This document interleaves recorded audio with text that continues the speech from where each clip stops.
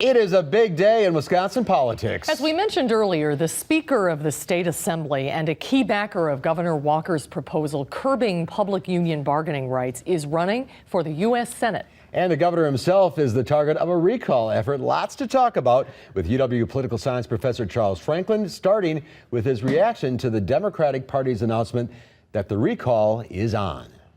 Well, we're going to have one. That's the first big decision.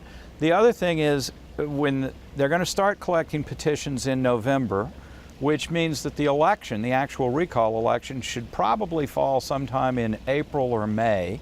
There's some uncertainty because of the time it takes to validate the recall petitions. But the interesting part is that you have 60 days to collect nearly 600,000 signatures, so that's about 10,000 a day. But in this window beginning in November, you have Thanksgiving, you've got Christmas, you've got New Year's. So I suppose that means that the supporters of the petition think that they are going to get those signatures pretty easily, that they can give up the holidays of presumably less successful petitioning. So that's the first thing. Then once those are delivered, the Government Accountability Board has to certify the petitions and the signatures. That took longer than expected for the Senate recalls last year. They had to go to court and get an extension of the time that it takes. So I wouldn't be surprised to see that happen with 500,000+ signatures. And then finally, the election scheduled for 6 weeks after that.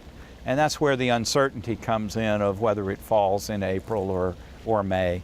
And we'll see, but we're going to do all of this over again, I guess. And this tells you that the state is far from being united.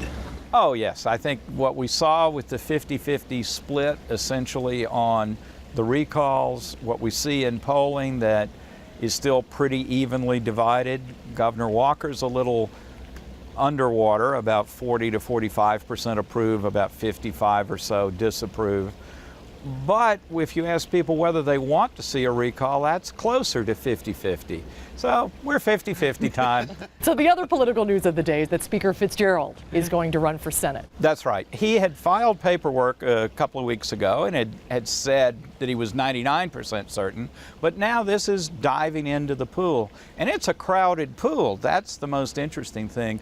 Governor Thompson, a little bit more moderate than the others, but also, you know, this historic figure in the state. Mark Newman, whose time in office was the 90s, coming back, and now Speaker Fitzgerald, one of the current leaders of the legislature. His brother, of course, is the leader in the Senate.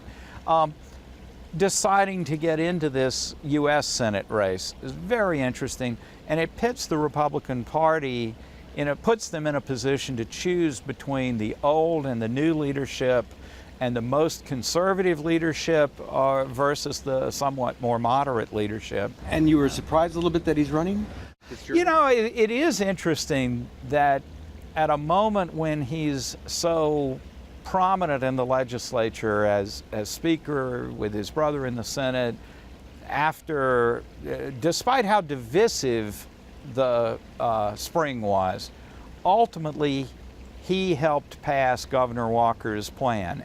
Some of the things he said today emphasized that the issues and concerns he had in the state legislature are the things he wants to run on and do for the U.S. Senate. So that certainly sets us up for a very tough fight in the primary, and then should he win the nomination, especially in the November election. Never gets boring, does it? It's more and more and more. Thanks, Charles. Thank you.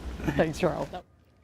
Good insight as usual. And I have a feeling we're going to be seeing a lot of Charles lately. I think a lot in the next year or so. That's a good thing.